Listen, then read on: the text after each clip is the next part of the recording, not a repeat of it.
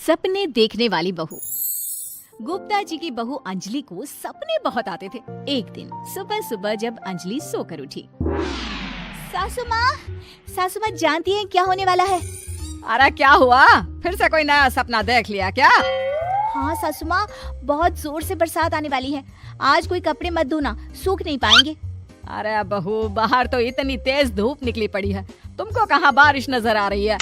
अरे मम्मी जी, मैंने सपने में देखा था बहुत जोर से बारिश होने वाली है, इसलिए बस आज कोई कपड़े नहीं धुलेंगे। अरे लेकिन इससे पहले भी तो कितनी बार तुझे सपने आए हैं, कभी कुछ सच भी होता है क्या? मम्मी जी, आप भी ना सपनों पर भरोसा करना चाहिए, भरोसा। अंजलि की सास उसकी कोई बात नहीं मानती, लेकिन उस दिन वाकई में शाम होते होते घने बादल आ जाते हैं और जोर से मूसलाधार बारिश होने लगती है। अंजलि, आज तो तुम्हारा सपना सच हो गया। बहू, आज तो तुमने सपने में बारिश देखी थी ना, और देखो सच में बारिश हो गई। लगता है अगली बार से हमें तुम्हारी बात माननी पड़ेगी। पापा जी, मैं तो हर बार ही मम्मी जी से कहती हूँ, मेरे सपने सच हो जाते हैं, बस भरोसा रखिए। कुछ दिनों के बाद, अच्छी सुनते हैं, मुझे ना सपना आया था और सपने में मैंने देखा कि आपकी पूरी 1 करोड़ की लॉटरी लगी है। अरे कभी कभी सपना सच होना सही बात है, लेकिन हमेशा ऐसा नहीं होता अंजलि। और वैसे भी लॉटरी लगने ही वाली है तो अच्छी बात है ना। मैं तो कहती हूँ, हम वो बड़ा सा घर खरीदने वाले थे ना, आज ही चलकर उसको फाइनल कराते हैं। अरे वाह वाह, हाथ में पैसा नहीं और बड़ा घर खरीदना है। अरे मम्मी जी, बताया ना आपको, मुझे सपना आया था कि हमें 1 करोड़ की लॉटरी लगने वाली है। देखो बेटा, ये पैसों का मामला है, इसमें किसी तरह की रिस्क नहीं लेनी चाहिए। और जब तुम्हारा सपना सच हो जाए तब तुम घर खरीद लेना। मम्मी पापा ठीक कह रहे हैं अंजलि, अभी इतनी जल्दबाजी करने की क्या जरूरत है? मैं कुछ नहीं जानती, मुझे वो घर चाहिए तो चाहिए। और आपको प्रॉब्लम क्या है? कुछ दिनों में तो पैसे आने ही वाले हैं लॉटरी से। हाँ तो जब पैसे आ जाएंगे तब खरीद लेंगे ना। पर हमारी अंजलि खाना पीना छोड़कर जिद पकड़कर बैठ जाती है। आखिर मजबूर होकर अंजलि के पति को उस घर को बुक कराने के पैसे देने पड़ते हैं। कई दिन बीत जाते हैं, लेकिन अंजलि के पति की कोई लॉटरी नहीं लगती। कुछ दिनों के बाद, तुम्हारे सपने के चक्कर में तो सब खराब हो गया अंजलि। ना लॉटरी लगी, ऊपर से बेकार में ही सारी जमा पूंजी उस घर को खरीदने में खर्च हो गई। थोड़े दिन तो इंतजार करो, अब ऐसा थोड़ी ना होता है कि आज सपना आया और कल आपकी लॉटरी लग गई। मैंने तो पहले ही कहा था, तुम्हारी बीवी को तो हर सपने पर विश्वास करने की आदत पड़ गई है।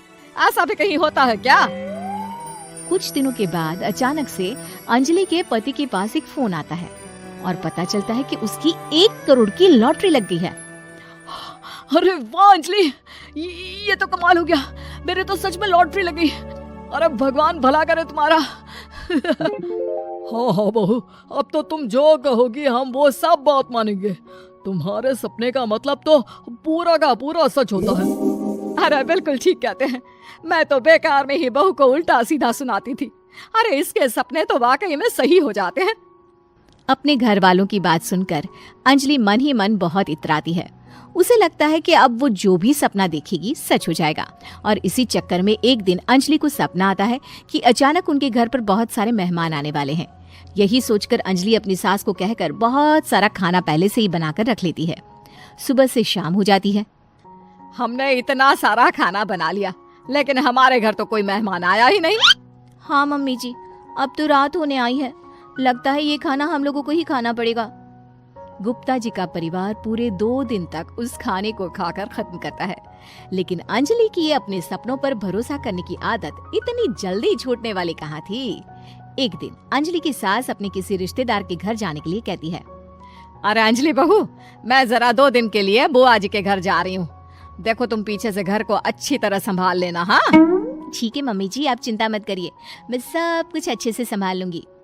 बहू, वैसे तो तुम सब कुछ बहुत अच्छे से ही करती हो, लेकिन देखो ये जरा ना सपनों पर भरोसा थोड़ा कम किया करो बेटा।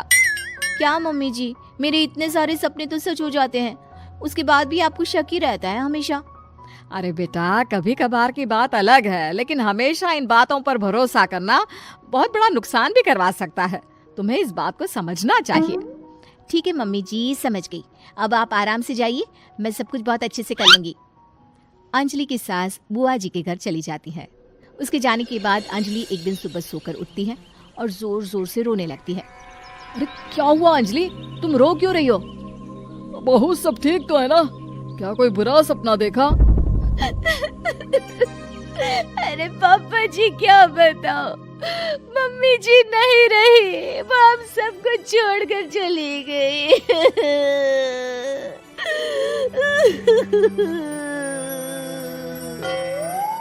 छोड़कर चली गई? अरे क्या मतलब है? वो तो अपनी बुआ जी के घर गई है ना? पापा जी, सासू माँ बुआ जी के घर नहीं, भगवान जी के घर गई है। अरे अंजलि, सुबह सुबह कैसी बात कर रही हो? बुआ के घर गई है, कुछ नहीं हुआ है उनको। मैंने सपने में देखा था, मम्मी जी भगवान को प्यारी हो गई है। अंजलि का पति उसे समझाने की कोशिश करता है, लेकिन अंजलि के बार बार कहने पर वो भी इस बात पर भरोसा कर लेता है कि अब उसकी माँ दुनिया में नहीं रही। सारे गांव में ये खबर फैल जाती है कि अंजलि की सास की मौत हो गई। भगवान, अब हम क्या करेंगे? तुम्हारे सर से माँ का साया उठ गया।